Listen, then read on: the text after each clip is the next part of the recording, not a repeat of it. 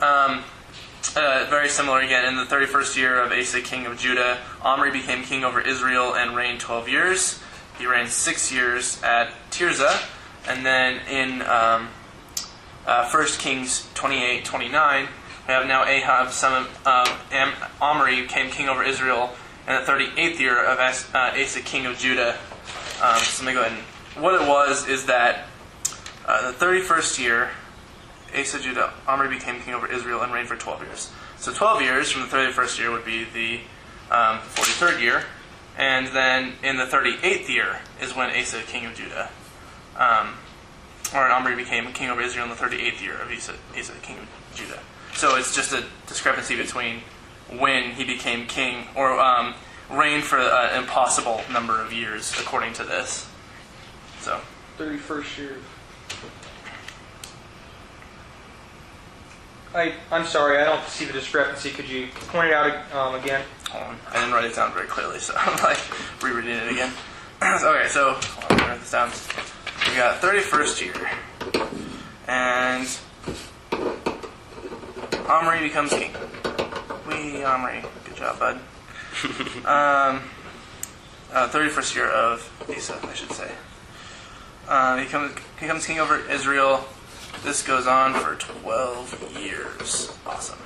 Okay. Let's see. And then Ahab, son of Omri. Okay, so Omri's son.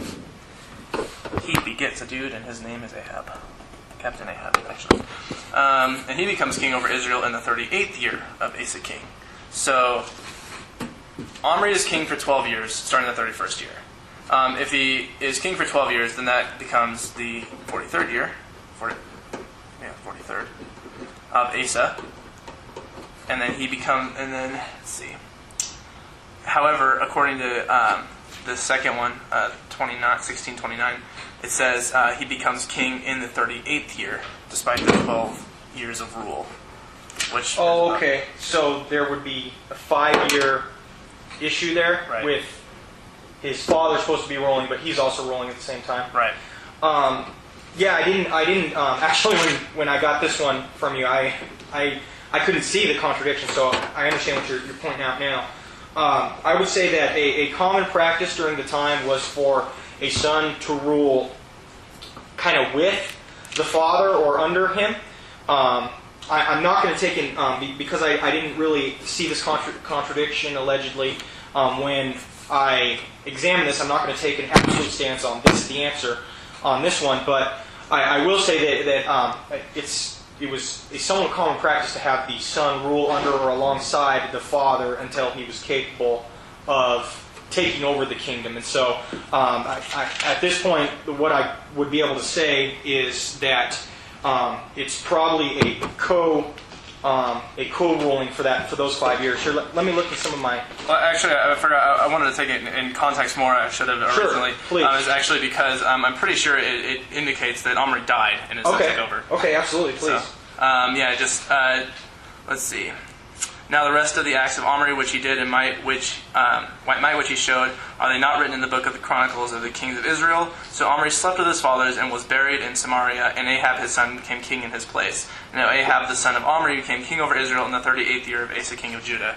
Which is to say that he became king in the place of his father, who was supposed to have ruled for 12 years, but he became king in the So he even died, from our reading, it seems he even died while he was supposed to be ruling. Exactly. Okay. Again, I haven't.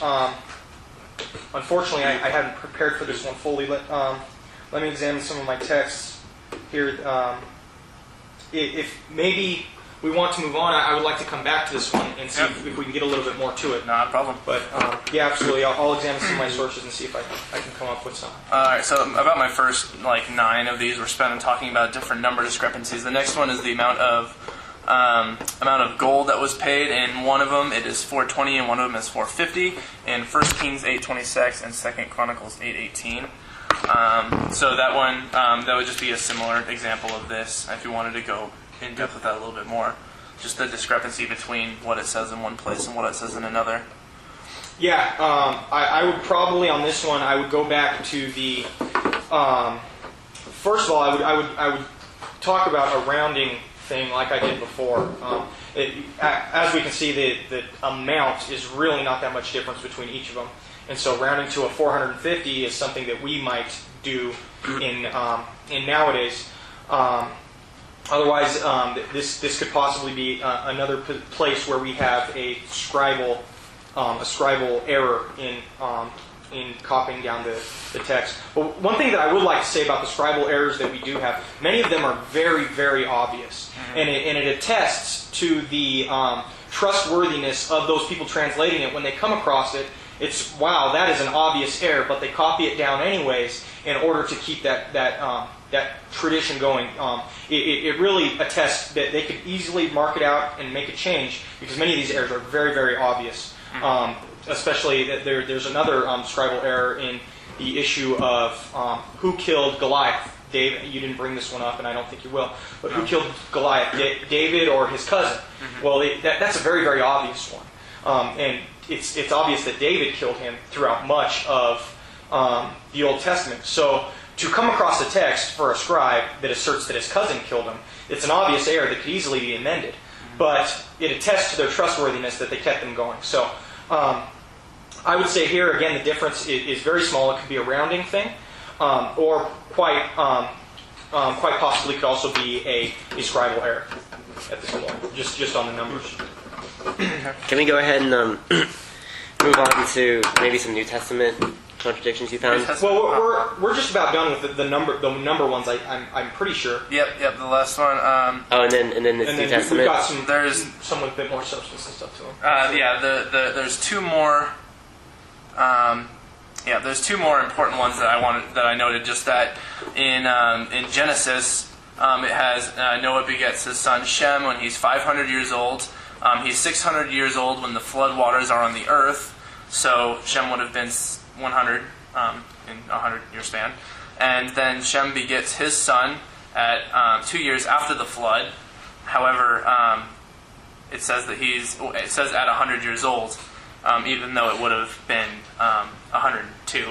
And it could be a rounding thing, but then the problem that I have with that, Jen, is just that why did it all of a sudden become so specific when it, wasn't being specific all of a sudden? Yeah, I'll address them. I think Genesis 5:32, after Noah was 500 years old, Noah fathered Shem, Ham, and Japheth. Mm-hmm. If you look at that, to be able to substantiate the assertion that the rounding is not possible here, you would have to state in some way, shape, or form that Noah had twins, or triplets even, in order to father Shem, Ham, and Japheth all at the age of 500. It's obvious when you read the Old Testament that he has one wife, and so I don't see how he could have, with your common birth carrying of the child of 9 months, I don't see how you can have Shem, Ham, and Japheth all at 500 years old. So quite possibly he could have had Shem at 502, and then you have Shem at 98 when the flood comes. 2 years later he's 100. You could have a rounding thing. To make this assertion, you would have to somehow say that his wife had triplets. I don't see any other way around it. So it's obvious that here that the text is communicating in generalities. Noah was 500. He had these 3 kids, so he had them probably all around at the same time. Because it doesn't give us specifics, when he was 500 he had Shem. When he was 501 he had Ham. And when he was 502 he had Japheth. That's the position I would take.